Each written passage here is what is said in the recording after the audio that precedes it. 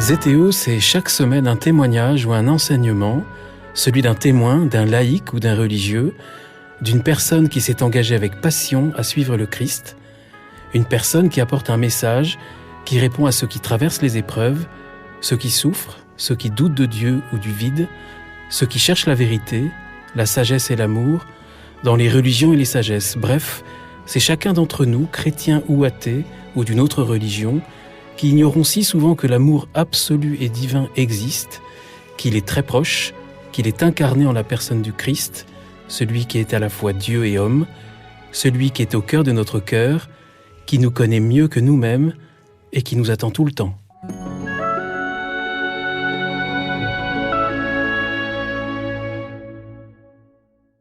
J'ai écouté au-dedans, et la voix de fin silence a murmuré « Sois poète, vis d'écoute, veille et œuvre en repos.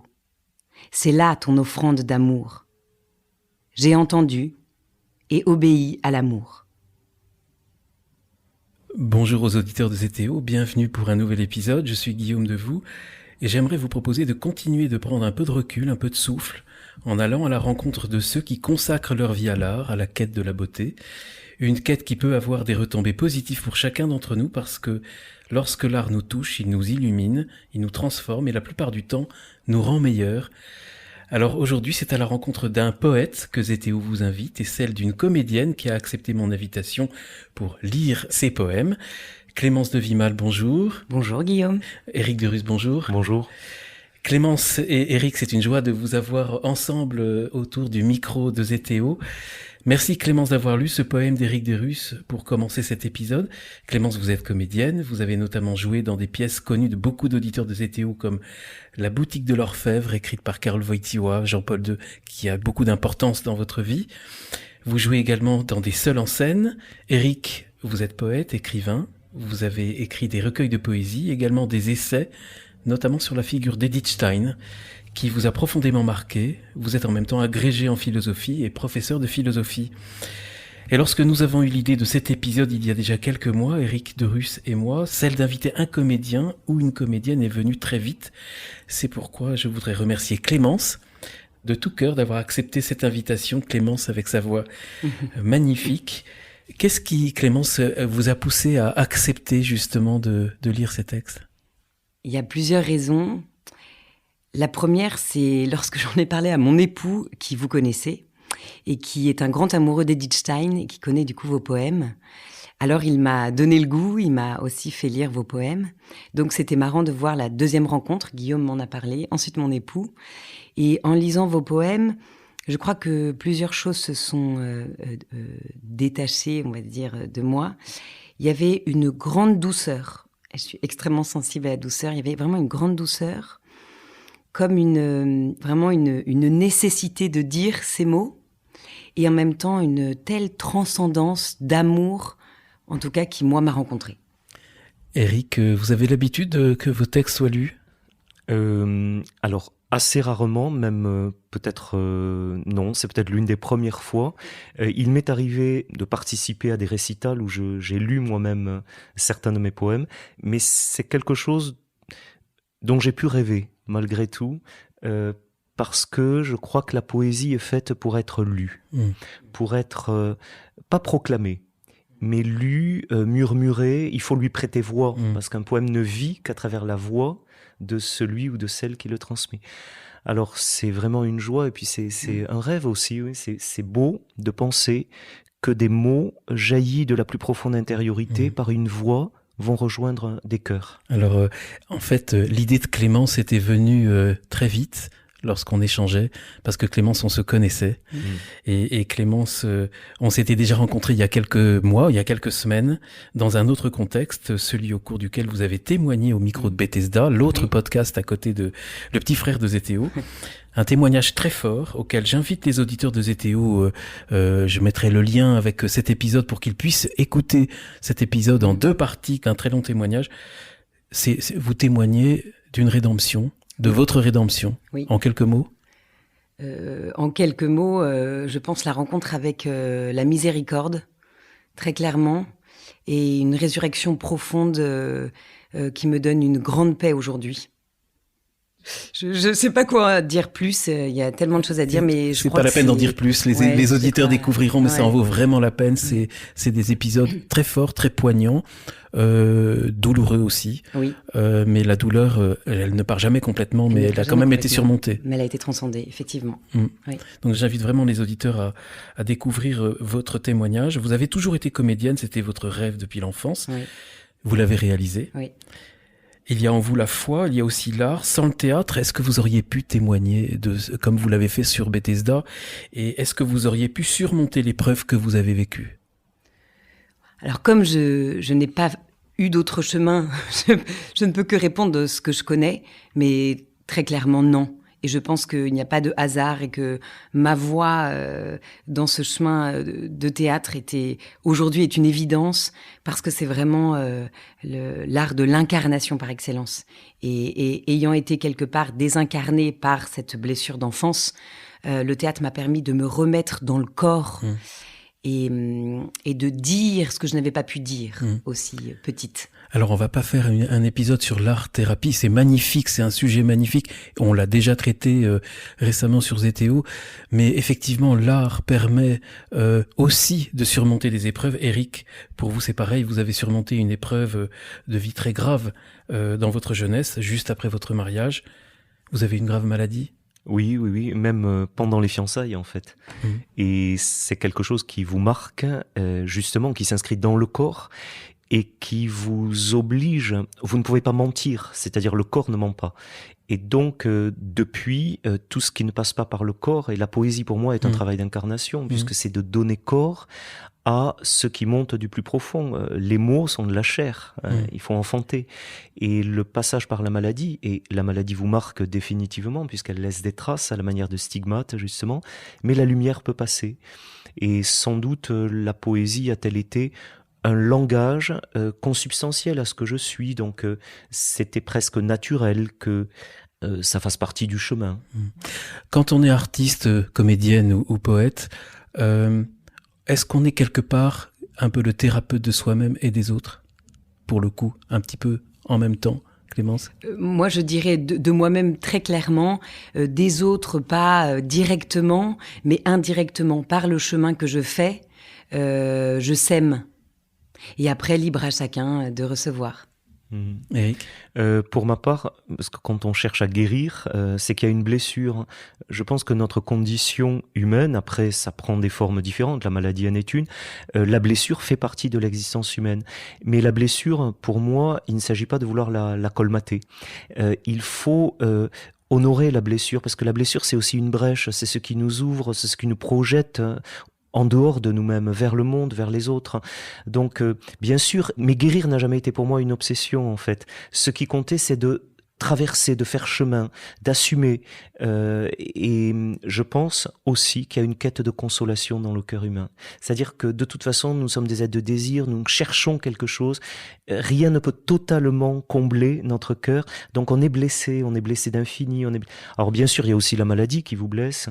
Et l'art a été un chemin à travers la blessure assumée. Clémence disait, elle reste, mais c'est paisible.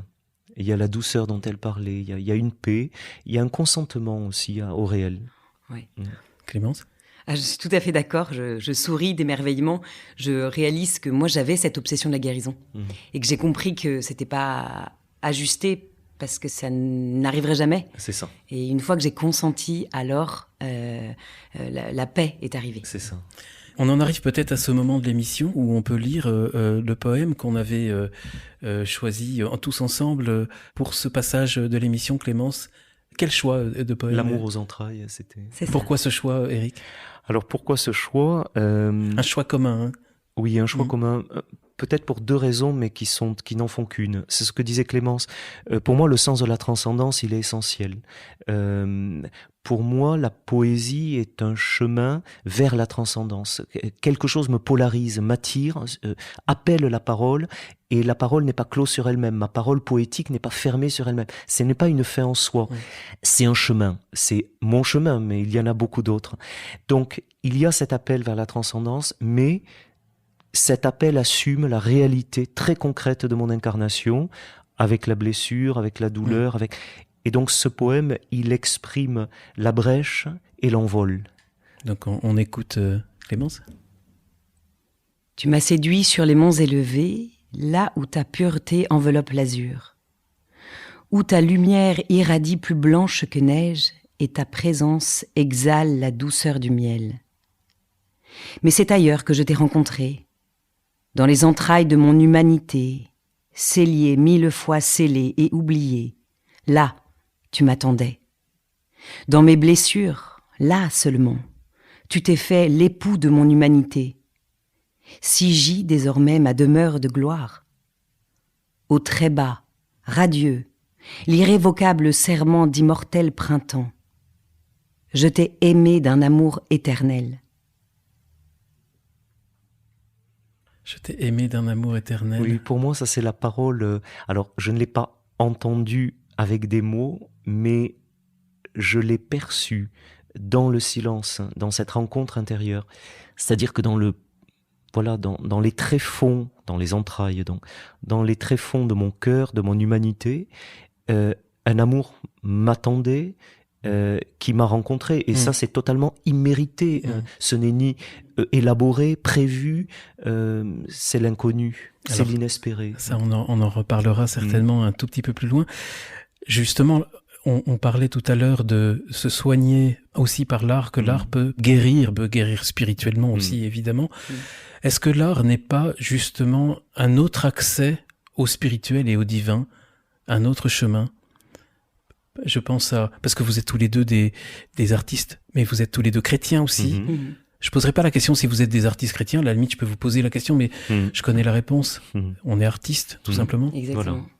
Voilà. Et l'art est un chemin, oui, d'accès au divin, au sens où, pour moi, le divin, c'est cette présence d'amour, cette présence sans pourquoi, au-delà de toute justification. Sans pourquoi? Oui. Ça, c'est un de vos mots, c'est une de vos expressions. Ah ben oui, ça veut dire? Mais ça veut dire que, je me souviens, pendant la maladie, un aumônier était venu à mon chevet, au moment où je souffrais beaucoup, et il me demande pourquoi je ne me révolte pas. Et j'entendais cette question, puisque j'entendais les cris de malades dans les chambres à côté, la souffrance. Bon. Mais je lui ai répondu, quand on aime, c'est pour toujours. C'est-à-dire que si on ne traverse pas, et on est porté, si on ne traverse pas toutes les justifications, il y a tellement de raisons de cesser d'aimer. Et pour moi, j'ai fait cette rencontre d'un amour sans pourquoi, au-delà de toutes les justifications. Je ne méritais pas d'être aimé comme je le suis. Et cet amour, je ne pouvais le rejoindre qu'en traversant les justifications. Alors c'est ça le paradoxe, on est des êtres de sens, on se demande toujours pourquoi. Mais justement, le sans pourquoi, c'est un sens obscur, mais c'est du sens aussi, c'est une lumière. Et quand on entre dans cet amour, on est aimé, c'est la parole. Je t'ai aimé d'un amour éternel.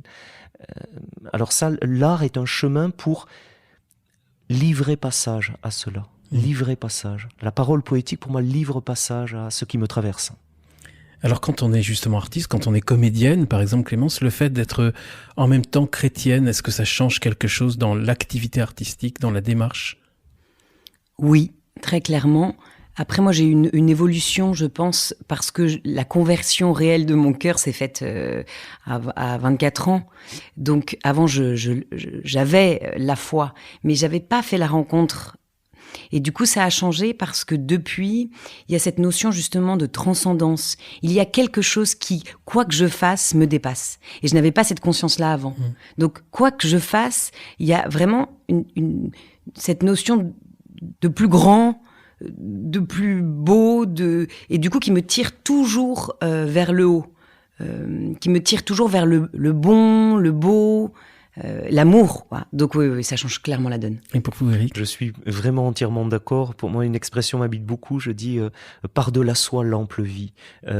Par-delà soi. Vraiment, c'est pas notre petit moi qui est intéressant. Enfin, c'est la fascination pour autre chose, pour plus grand. Et donc, en effet, il y a cet appel vers la transcendance. Alors, le fait d'être chrétien, pour moi, change très clairement ceci. C'est que il existe une parole absolue. Pour moi, c'est le Christ, c'est la parole absolue. Et il n'y a que dans cette parole que le verbe et le silence s'épousent. Une parole humaine, ma parole humaine, cherche à faire sentir un silence, mais sans jamais atteindre cette unité du verbe et du silence. En lui, je contemple l'unité de la parole et du silence. Ça, c'est la parole absolue. Et pour moi, c'est l'idéal absolu de cette quête. C'est-à-dire, le 8e jour de la parole, c'est lui, c'est cette parole absolue. Moi, je reste toujours sur le seuil. Et un jour, j'entrerai dans ce silence. Je souris parce que moi, je suis comédienne, je suis au service du texte, au service de l'auteur. Mais je vois vraiment que vous êtes poète. Vous avez les mots justes. C'est très amusant, je trouve, de le constater. Alors, le poète, l'artiste, le comédien, il se sert de son corps. Oui. Le rapport avec le corps, quand on est chrétien, n'est peut-être pas toujours très simple. J'ai bien aimé, Eric, parce que vous citez Keats, le poète anglais. Il faut pas mépriser ses sensations, au contraire. Oui, Keats dit même que rien ne lui semble plus élevé qu'une vie de sensations. Keats, le grand poète anglais du début du 19e siècle, pour les auditeurs qui ne connaissent pas. Et pour moi, c'est comme un frère, Keats, parce que le sentir pur, c'est ce que j'appelle le sentir pur. Souvent, on réduit la sensation à la pure perception immédiate et matérielle qui ne s'arrêterait qu'aux choses. Mais pour moi, je rencontre le divin, la transcendance, à même les choses réelles. Quand je vois l'oiseau, quand je perçois le vol de l'oiseau, j'entends tous les rêves de ciel qui habitent dans le cœur humain. Donc la sensation, c'est la porte d'accès vers l'invisible. Et je ne vois pas comment j'y entrerai sans passer par la porte de la sensation. Donc je ne peux pas mépriser ni la sensation, ni le corps, pour la raison que je vous ai dite, parce que le corps ne ment pas. Alors justement, le corps, vous avez même créé avec Mireille Nègre. Oui. Donc la danse, le lien de la danse avec le corps. Oui, donner corps. Donner corps parce que la danse, c'est un art charnel par excellence, le théâtre aussi bien sûr. Cet art charnel, c'est l'écriture musicale du mouvement à travers le corps dans l'espace. Et c'est une écriture, mais par le corps. Alors moi, mon corps, ce sont les mots. Mais ces mots, s'ils ne passent pas par la moelle de mes os, ils ne peuvent pas porter ce qui me traverse. Sinon, c'est une apesanteur, enfin. C'était quoi cette expérience avec Mireille Nègre?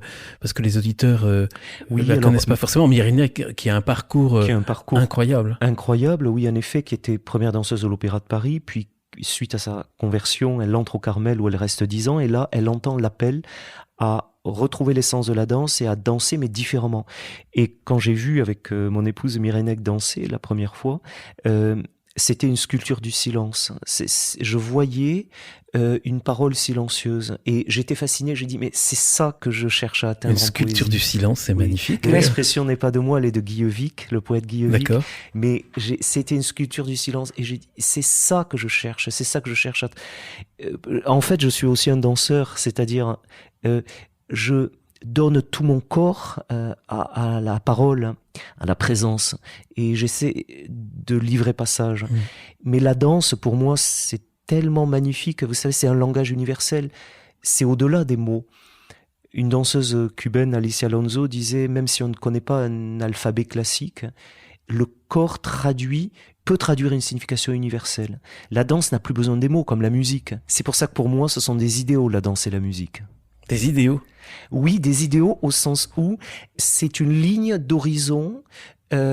J'aimerais... Alors, je dis pas que j'ai le regret de n'être pas musicien ou danseur, hein, mais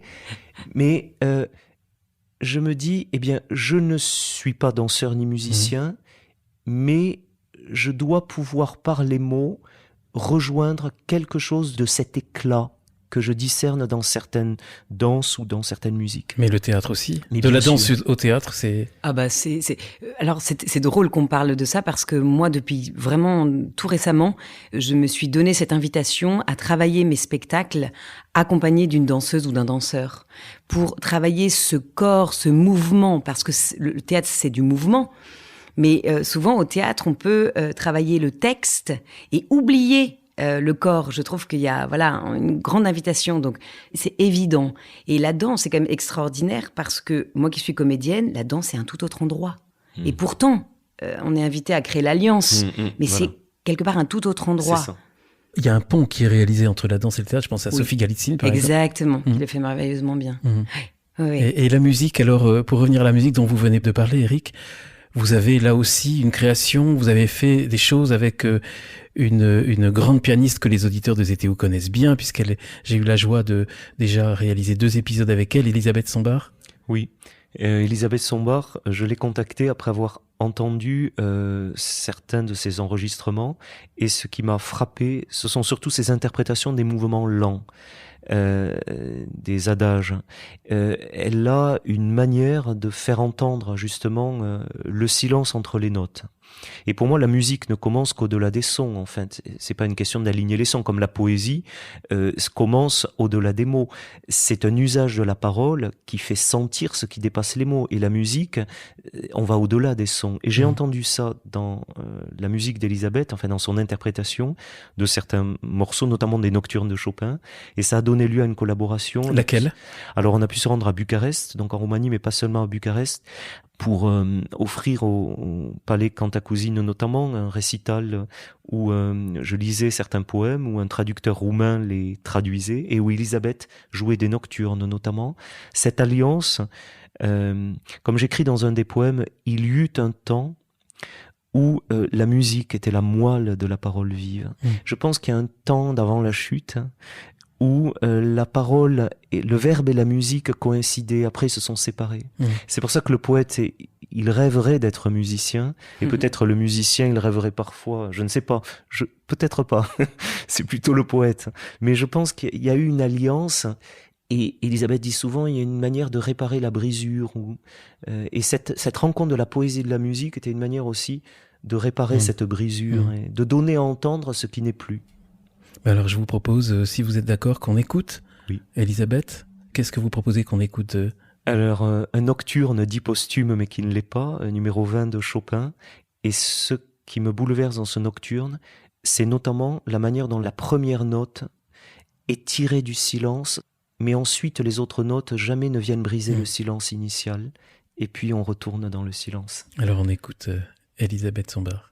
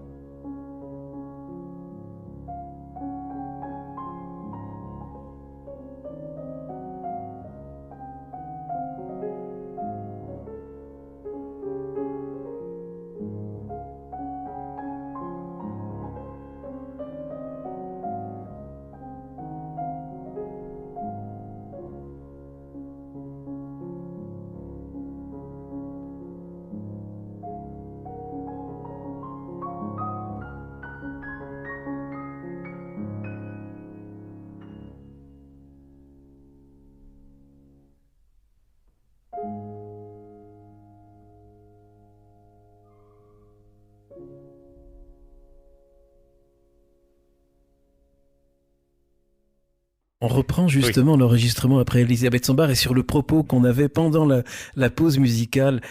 Est-on musicien, est-on poète? Qu'est-ce qui est mieux? C'est quoi la mission du poète, Éric? Alors je dis de prêter voix, c'est-à-dire non pas de dire, ça c'est la philosophie, non pas d'expliquer, non pas de rendre raison, mais de laisser parler les choses. Et quand les choses parlent, c'est la présence qui nous parle. Voilà, laisser parler les choses, les êtres. Recueillir cette parole la plus intime et la porter à la lumière. Je crois que c'est la mission du poète. Parce qu'il y a une quantité, il y a un trésor inestimable qui est renfermé dans un silence, et si le poète ne lui prête pas voix, eh bien, ce trésor-là, il va rester enseveli. Vous dites, je reprends une citation d'une interview que vous aviez donnée dans un autre média. Oui. La poésie, c'est ce qui révèle l'intériorité. Oui. L'intériorité, c'est un terme qui a beaucoup d'importance pour vous. Oui, parce que c'est l'espace immatériel de la rencontre. L'intériorité, pour moi, ce n'est pas un bastion, une forteresse vide où on ne rencontrerait que nous-mêmes. C'est l'espace d'une alliance et d'une rencontre. C'est là où vous avez rencontré Dieu. Ah oui. Vous parlez d'une expérience marquante de l'enfance. Oui, de la jeunesse en tout cas, c'est-à-dire que ce que j'ignorais être la prière, l'oraison, dirait le Carmel, j'éprouvais le besoin, j'étais comme aimanté au centre de moi-même par une présence qui me fascinait et qui méritait toute mon adoration. Quelque chose m'agenouillait intérieurement. Et attirer mon écoute, c'était tellement plus fascinant que tous les bruits et même toutes les musiques du dehors. Ce silence, mais ce silence vivant qui était la touche d'une présence au centre de l'âme, qui est un amour que je ne peux pas décrire. Une présence qui a un visage. Ah oui, parce que j'ai découvert en lisant les évangiles, en lisant Thérèse d'Avila, que cet amour, que cette présence, elle avait un nom et un visage, et c'est sûr que dans les paroles de Jésus, dans la vie de Jésus, dans son existence, c'est lui. J'ai pu dire, c'est lui, c'est cet amour qui a pris corps. J'aime beaucoup cette expression que vous venez d'employer, que vous aviez employée ailleurs. Mon intériorité est habitée. Ah oui. Elle mérite mon admiration.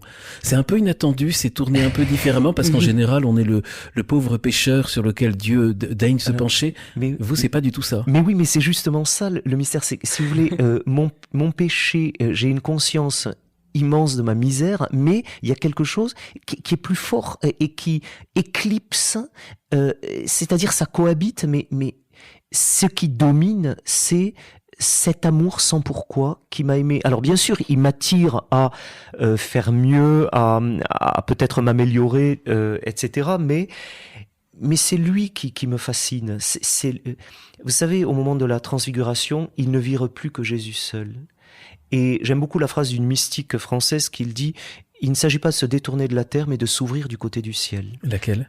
C'est Consumata, Marie-Antoinette de Gezer, qui devait rentrer au Carmel et qui n'y est pas rentrée, pour des raisons de santé, qui est morte avant. Et elle comprend que son ascèse, ce n'est pas de se fermer du côté de la terre, mais de s'ouvrir du côté du ciel. Et moi, je crois qu'au lieu d'être fasciné... Bien sûr, notre péché, c'est un fait, enfin, c'est presque un lieu commun, mais il y a tellement plus intéressant, et le temps est si bref que de regarder à la lumière... Moi, c'est ça qui me fait vivre et qui m'enchante. En tout cas, le reste m'écrase. Alors, vous aimez parler d'intériorité. Ça nous fait faire un tout petit pas de côté pendant l'émission parce que l'intériorité, c'est aussi Edith Stein. Et donc, on parle spiritualité et philosophie en même temps. Oui, parce que comme je le disais, j'ai mis du temps à accepter qu'en moi, ces deux modes de la parole, la philosophie et la poésie, puissent être sœurs.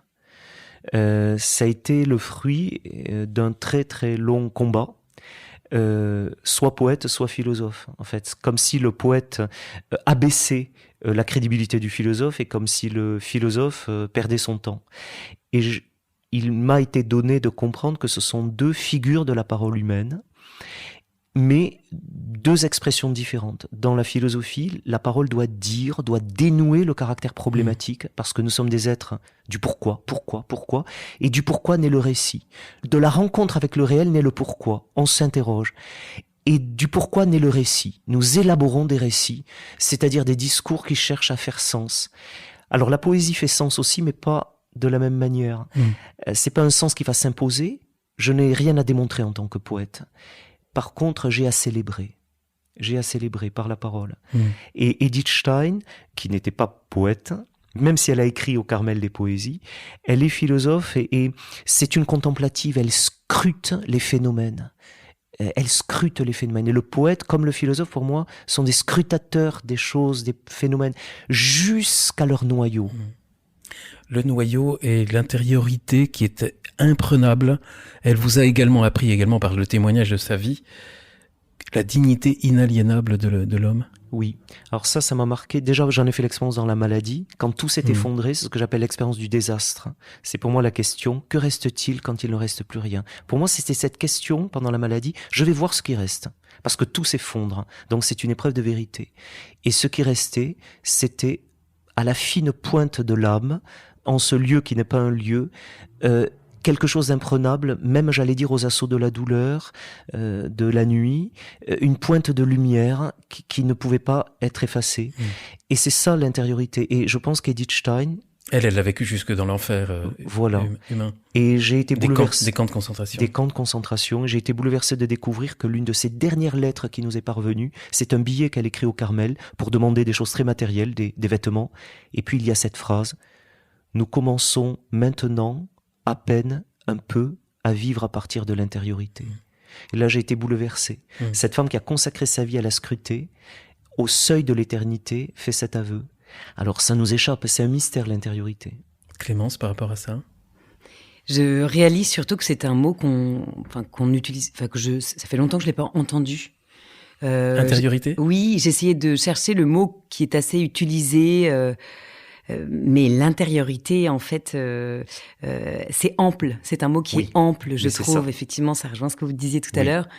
Et moi, je souris parce que je suis convaincue, peut-être que des cas me démontreraient le contraire, mais je suis convaincue que plus de toute façon je cultive cette intériorité, plus chacun cultivons cette intériorité, sur scène en tout cas, plus ça rayonne. Je suis convaincue et je le constate de toute façon. Mais alors ça, c'est Eric approuve. Oui, mais c'est Edith Stein pur, puisqu'Edith Stein écrit dans l'être fini et l'être éternel, plus un être vit concentré dans son intériorité, plus le rayonnement qui émane de lui est puissant et attire. Et c'est exactement ce que vient de dire Clémence, c'est-à-dire le rayonnement est proportionnel à l'enracinement dans l'intériorité. Et le rayonnement, c'est l'action véritable. C'est pas l'agitation, l'action, c'est le rayonnement. Un être qui est au contact de la vie dans son intériorité, il est fécond. Il est fécond.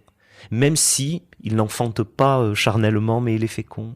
Je crois en cette fécondité, même si j'y crois, voilà. Et je la vois chez Edith Stein, je la vois chez tellement de témoins, donc j'ose croire que en nos pauvres existences, elle se réalise aussi. Elle est là, l'espérance, moi, je trouve, en tout Exactement. cas, quelque part, là, on touche vraiment du doigt l'espérance. Exactement. Un point de résistance au mal, au malheur. Le mal, le malheur, la douleur ne sont pas les derniers mots de l'Odyssée humaine. Et moi, ce n'est pas le mystère du mal qui me fascine. Par contre, je constate qu'au cœur de l'enfer, il y a toujours un point de résistance au mal. C'est la sainteté. C'est l'amour. Comment se fait-il que des êtres aient pu aimer malgré. Et il y a cet imprenable, c'est le regard de Maximilien Kolbe qui fait baisser le regard de son bourreau. Si Edith Stein, c'est la paix d'Edith Stein qu'on compare à une Pietà, alors c'est sûr, ce n'est pas la force qui interrompt apparemment la dévastation du mal, mais c'est le point de résistance. Le mal n'a pas de prise sur cela. Il y a un point de résistance. Je ne me l'explique pas, je l'observe. Alors, on est parti un petit peu loin de la poésie, pas vraiment en fait, mais on est dans ce pas de côté. J'aimerais bien le continuer un tout petit peu parce qu'on a parlé du Carmel, qui est très important pour vous, de l'oraison. Edith Stein est une grande figure du Carmel. Il y a d'autres grandes figures du Carmel qui vous ont marqué. On parlait de Thérèse d'Avila, mais il y a d'immenses figures du Carmel qui inspirent beaucoup les artistes. Oui, parce que... Alors ça, c'est paradoxal, et Clémence pourrait en parler mieux que moi au sujet de l'inspiration pour les artistes de ces figures.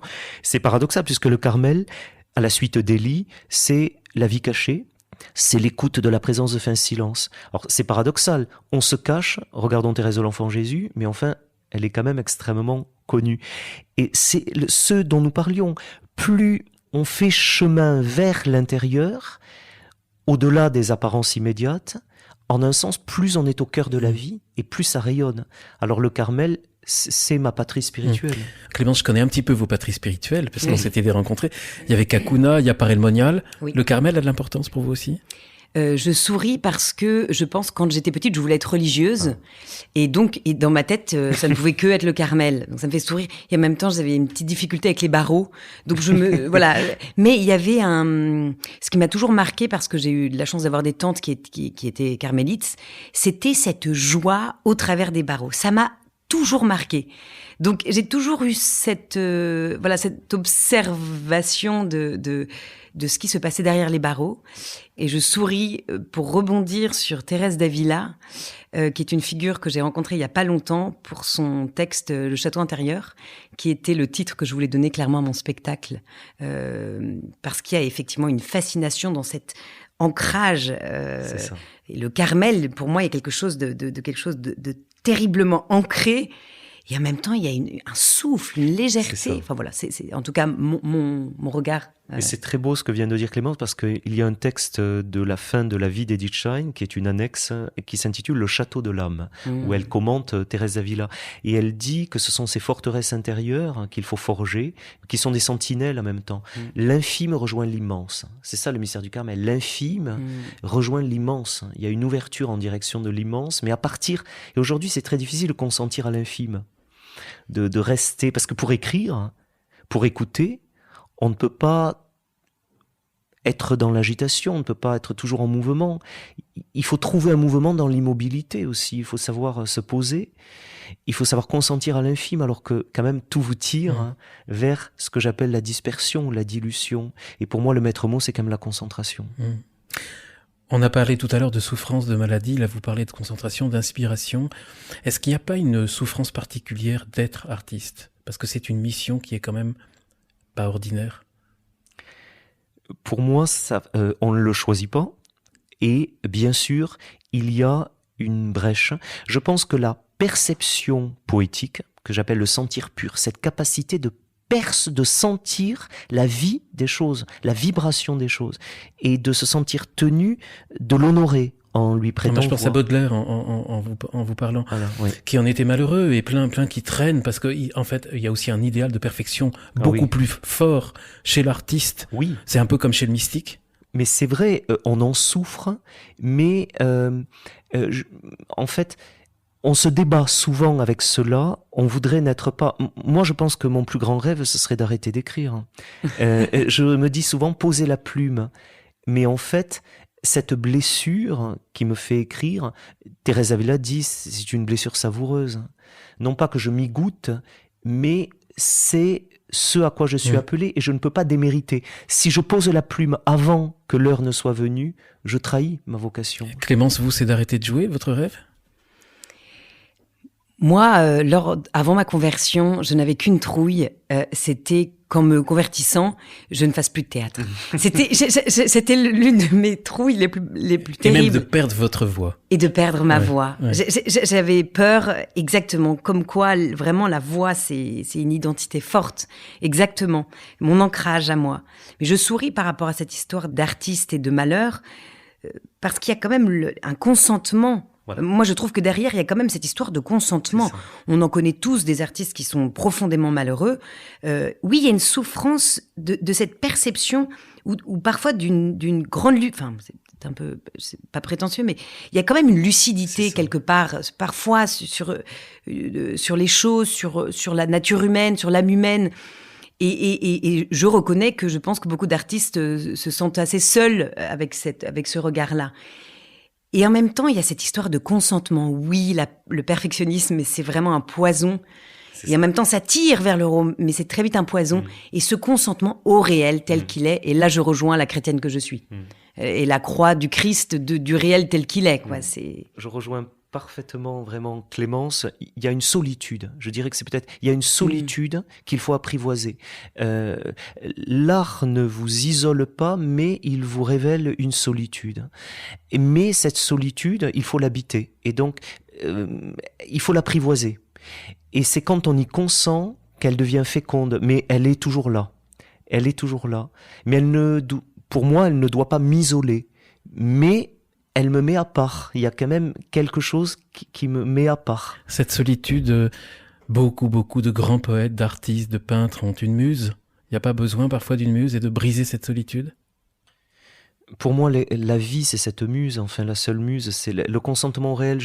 Je pense à Marie-Noël qui disait, parce qu'elle a été prise par ses tâches matérielles parfois, enfin, elle gérait des biens immobiliers et qui lui permettaient aussi de vivre. Mais enfin, il fallait tout en écrivant très bien. Voilà, tout en écrivant très bien. Et parfois, elle se demandait si beaucoup de poèmes ne s'étaient pas perdus parce qu'elle n'avait pas pris le temps de les écrire, parce qu'elle devait être au réel.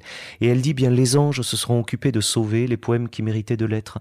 Et moi, souvent, on me dit, bon, arrête de faire ton travail, consacre-toi à la poésie, mais je ne crois pas. Je ne suis pas poète de profession, je ne suis pas un poète avec un écriteau sur mon bureau, poète.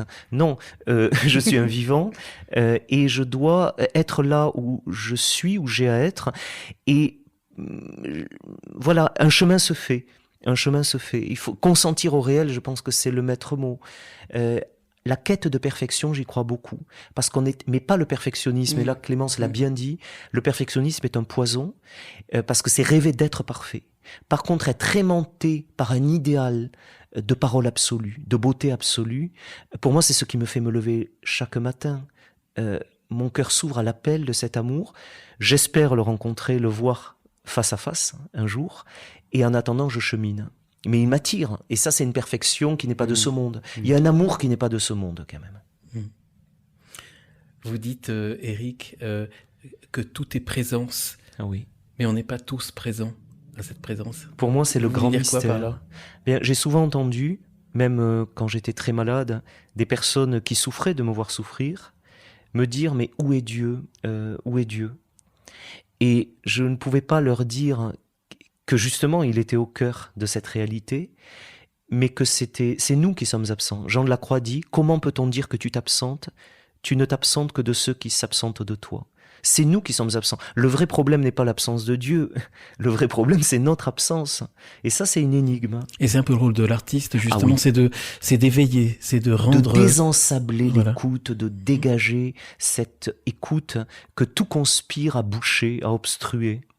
Ça je crois, alors là, qu'il y a un service, c'est un service pour le monde. Il n'est pas du monde, mais il est là pour ce monde, qui est le sien, qu'il doit aimer, pour lequel il doit donner sa vie aussi. C'est qui vos grands amis poètes, ceux qui vous inspirent, ou peut-être pas qui vous inspirent, mais ceux que vous aimez lire et qui vous accompagnent? Enfin, j'en connais quelques-uns. Emily Dickinson, John Keats, Rilke, Anna Akhmatova, russe, Émilie Brontë, que j'aime beaucoup.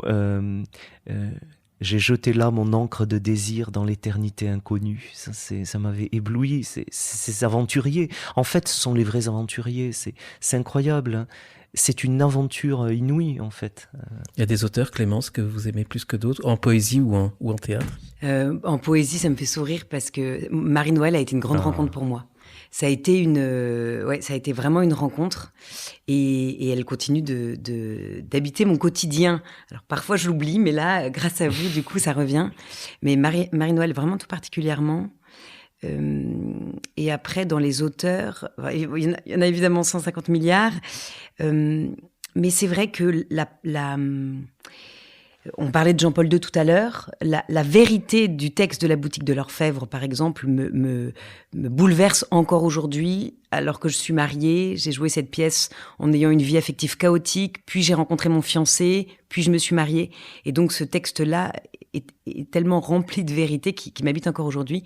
Et Paul Claudel, alors c'est vrai que c'est un peu facile de dire ces noms-là, il y en a tant d'autres, mais il y a un tel mystère dans leurs mots, dans cette écriture, et en même temps une telle vérité que c'en est bouleversant et que on peut le relire, je pense, réellement ad vitam aeternam. Ils sont poètes et dramaturges à la fois, ces deux-là, ces deux derniers. C'est vrai, c'est drôle, oui. Juste avant je ne sais plus lequel de vous deux, avant qu'on commence l'enregistrement, me parlait de tel poète en me disant c'est lui qui m'apprend le silence. Quand je le lis, je découvre le silence. Le silence est très important dans... Oui, pour moi, le silence, pourquoi? Parce que la poésie, pour moi, c'est l'art d'utiliser la parole pour faire entendre ce qui est au-delà des mots. Et qu'est-ce qui est au-delà des mots? Le silence. Mais le silence n'est pas le mutisme.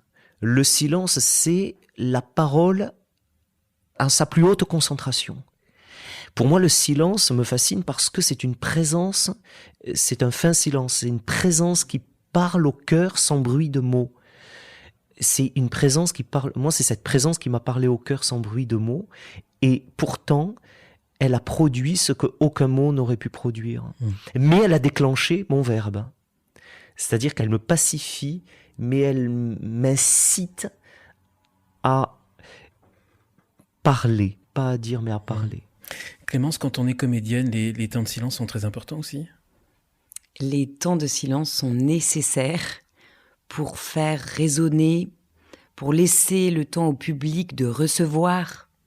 Alors évidemment, ça dépend de la densité aussi du texte, mais c'est nécessaire. S'il n'y a pas de silence, il n'y a pas de respiration. S'il n'y a pas de respiration, il ne peut pas y avoir d'attention, et donc rien ne peut être reçu. Donc c'est nécessaire. Et je me bats avec les gens que j'accompagne aussi dans les apprentissages de prise de parole pour leur faire comprendre l'importance du silence. Pas tant pour eux que pour les personnes qui sont en face. Mais qu'en prenant conscience de cette importance-là, ils s'ancrent. Alors c'est une expression, les gens ne comprennent pas toujours parce que je l'ai bien en tête, mais il y a besoin d'ancrage. Et ça passe par le silence. C'est inévitable, c'est nécessaire. Pour moi, ce que dit Clémence résonne même au plan du travail de l'écriture. Pour moi, il y a une quête d'une écriture évidée de l'inutile, nettoyée, lavée des scories.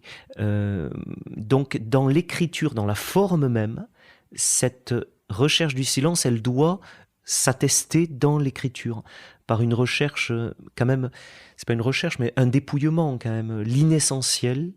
L'écriture poétique, pour moi, elle lave le verbe. C'est un verbe lavé, quand même. L'écriture poétique ou l'expression dramatique. Tout à fait.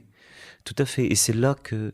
vous parliez de Jean-Paul II, Clémence en parlait, et je me souviens du théâtre rhapsodique en Pologne, dépouillé de tout moyen matériel pendant... Eh bien, il se faisait dans des endroits, dans des caves, il y avait peut-être un piano, mais tout était au service du texte qu'il fallait porter dans un grand sans effet. Voilà, pour moi, s'il y a vraiment une chose à éviter, dans le théâtre sans doute, comme dans tous les arts, c'est la recherche des effets. Alors ça... Et là, personne ne s'y trompe. Le public le sent. Et pour moi, on dévie alors. La parole perd. Alors, on a parlé de la parole, du silence. Oui. Ça me fait penser à la respiration, à l'importance de la respiration, et donc aussi du souffle, et donc de la prière. Et les rapports entre... On va vite là, j'ai pris le TGV. Bravo. Non, mais c'est magistral comme fil, parce que c'est tellement exact que de dire que prêter voix, donc exprimer, ne peut se faire que grâce au souffle. Pour moi, il y a 3 éléments qui sont nécessaires à toute création. Il faut la contingence, il y a la matérialité, il y a notre corps, il y a nos conditions de vie. Il y a une vision, il y a quelque chose qui vous habite.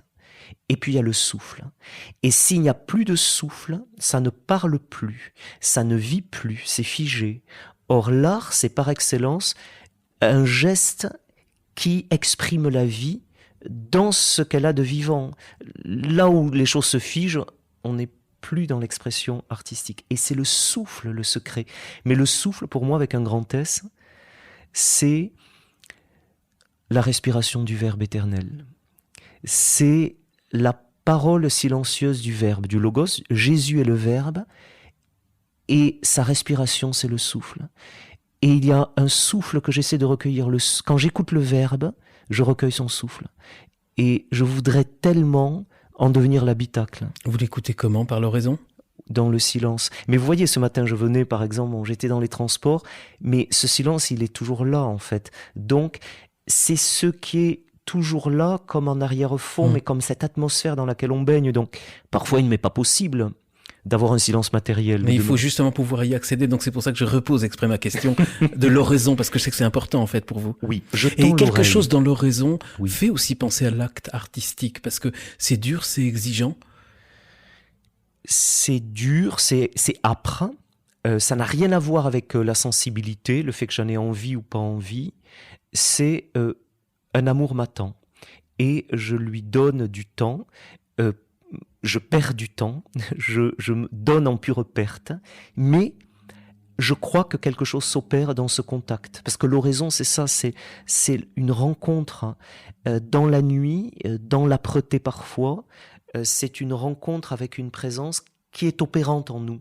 Mais je refuse d'essayer d'évaluer comment elle opère en moi. Clémence ? Moi, je souris parce que ça me fait penser, effectivement, c'est une belle comparaison. C'est pas parce que je suis passionnée par mon travail de comédienne ou de metteuse en scène que je ne souffre pas parfois lorsque il y a une incapacité de relation. Il y a des jours où, que ce soit de mon côté, que ce soit du côté des comédiens, il y a une incapacité d'être en relation. Et alors, ça demande beaucoup de souplesse. Et je souris parce que moi, je découvre seulement il y a vraiment peu de temps la souplesse de l'oraison.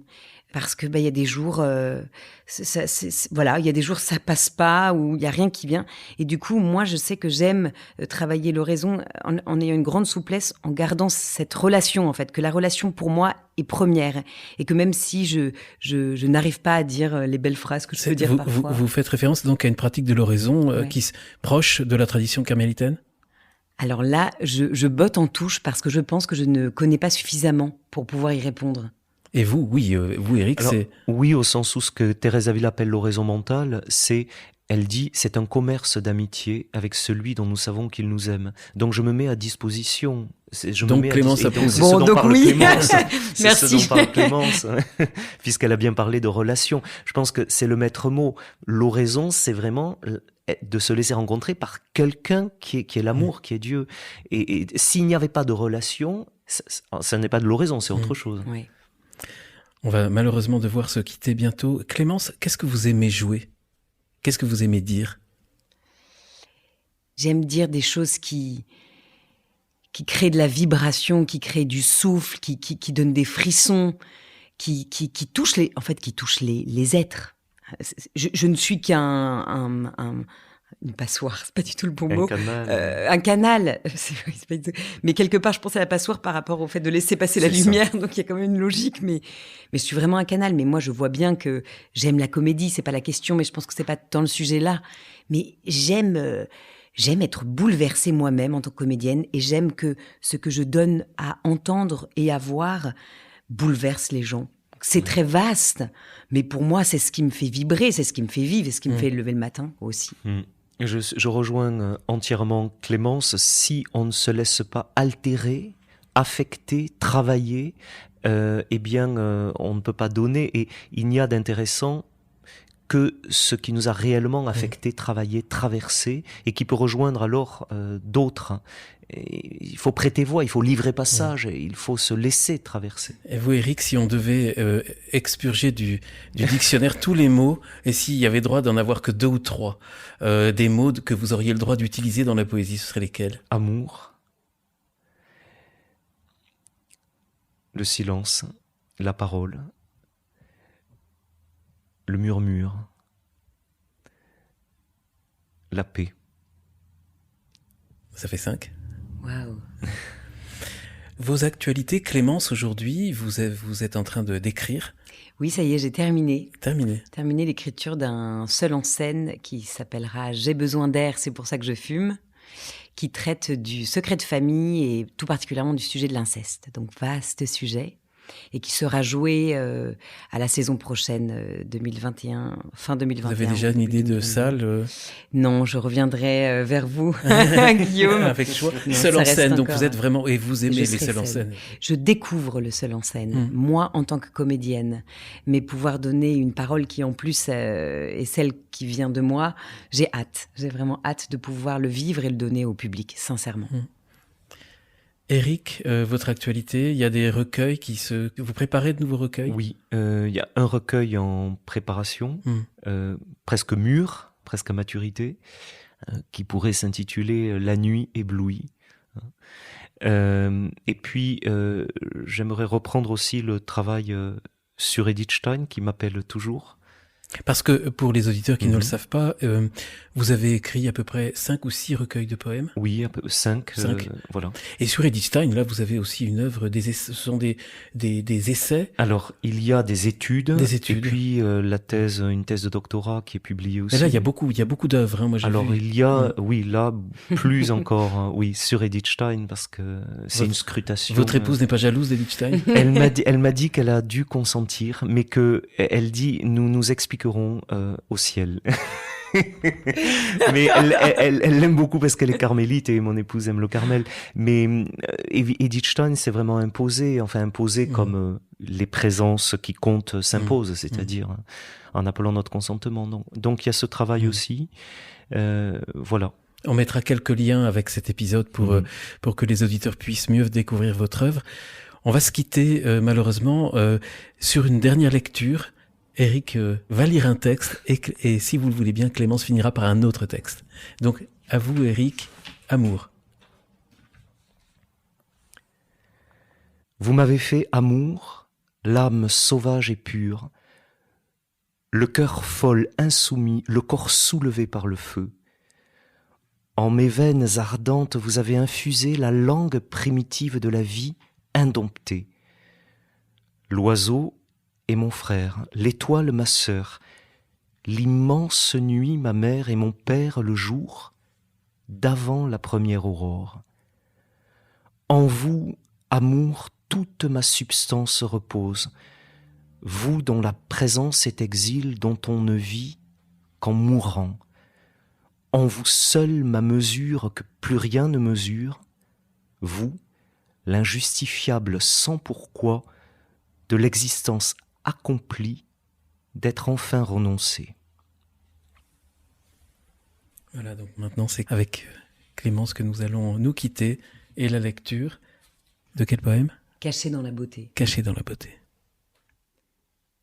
Au pays où tout passe, j'ai cherché ce qui dure toujours. L'eau qui étanche sans détruire la soif, le feu qui réchauffe sans consumer le désir.